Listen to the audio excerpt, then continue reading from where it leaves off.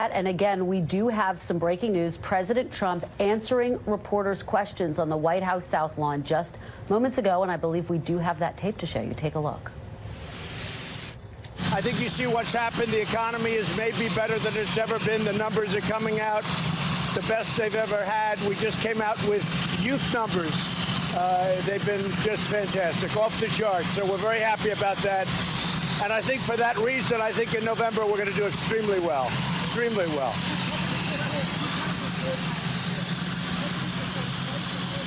I'd like to see twice, but we're going to see. This took place when I had, as you know, the world's top executives, among the world's top executives, and the head of Pepsi-Cola, a great woman who is now retiring. She said, because I asked, what could we do to make it even better? And she said, 2 times a year reporting, not quarterly. And I thought of it, and it made sense to me, because, you know, we are not thinking far enough out. We've been accused of that for a long time, this country. So we're looking at that very, very seriously. We're looking at twice a year instead of 4 times a year.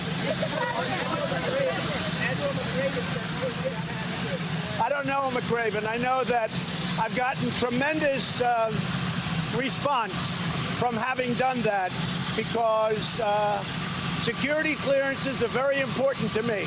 Very, very important. And I've had a tremendous response for having done that. There's no silence. If anything, I'm giving him a bigger voice. Many people don't even know who he is, and now he has a bigger voice, and that's okay with me because I like taking on voices like that. I've never respected him. I've never had a lot of respect. And Senator Burr said it best. If you knew anything, why didn't you report it when you were before all of these committees, including their committee? So he had a chance to report. He never did. This was just came up lately, and it's a disgusting thing, frankly. Look, I say it again. That whole situation is a rigged witch hunt. It's a totally rigged deal. They should be looking at the other side. They should be looking at all the people that got fired by them. All of the people that got fired, they should be looking at Bruce Orr and his wife Nellie for dealing with, by the way, indirectly Russians. They should be looking at Steele. They should be looking at all these FBI guys who got fired and demoted. It's a really weird, it's not us. It is a rigged witch hunt. I've said it for a long time. Say it. I think Bruce Orr is a disgrace. I suspect I'll be taking it away very quickly. I think that Bruce Orr is a disgrace with his wife Nellie. For him to be in the Justice Department and to be doing what he did, that is a disgrace. That is disqualifying for Mueller. And Mr. Mueller has a lot of conflicts also, directly yourself, so you know that. Mr. Mueller is highly conflicted. In fact, Comey is like his best friend. I could go into conflict after conflict. But sadly, Mr. Mueller is conflicted. But let him write his report. We did nothing. There's no collusion. But if he was doing an honest report, he'd write it on the other side. Because when you look at criminality and you look at problems, take a look at what they did, including colluding with the Russians, the other side.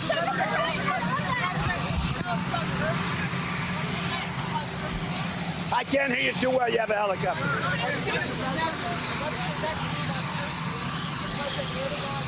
Well, Turkey's been a problem for a long time. They have not acted as a friend.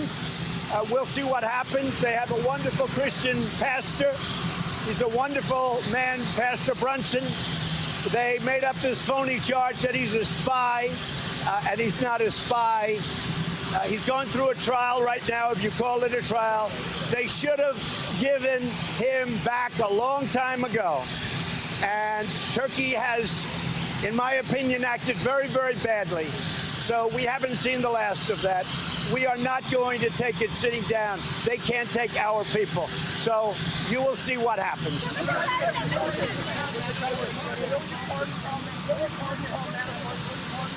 I don't talk about that now. I don't talk about that now. I think the whole Manafort trial is very sad when you look at what's going on there. I think it's a very sad day for our country. He worked for me for a very short period of time.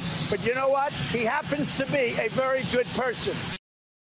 I think it's very sad what they've done to Paul Manafort. Thank you very much.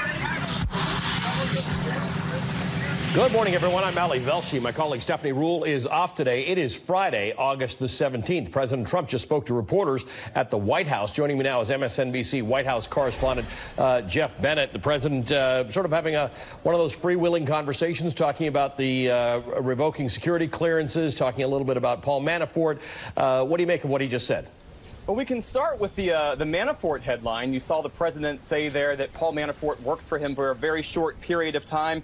We've seen the president and White House aides do this in the past, where they try to really minimize and rationalize the president's connections to people who have been ensnared by the Russia probe.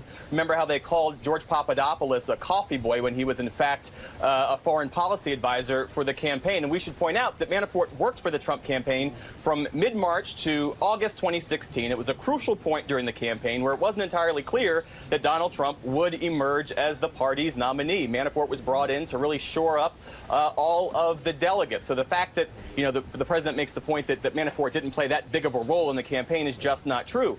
And on the other headline of the day, the president's decision to pull the security clearance of John Brennan, that decision really triggering this remarkable rebuke from an unbroken chain of former CIA chiefs and deputy directors going back 2 decades, Ali. You saw the president really embrace the talking point that Richard Burr, the senator from North Carolina, offered up. And he was pointing to the op-ed that Brennan wrote for the New York Times, the headline of which said that the president's claims of no collusion are hogwash.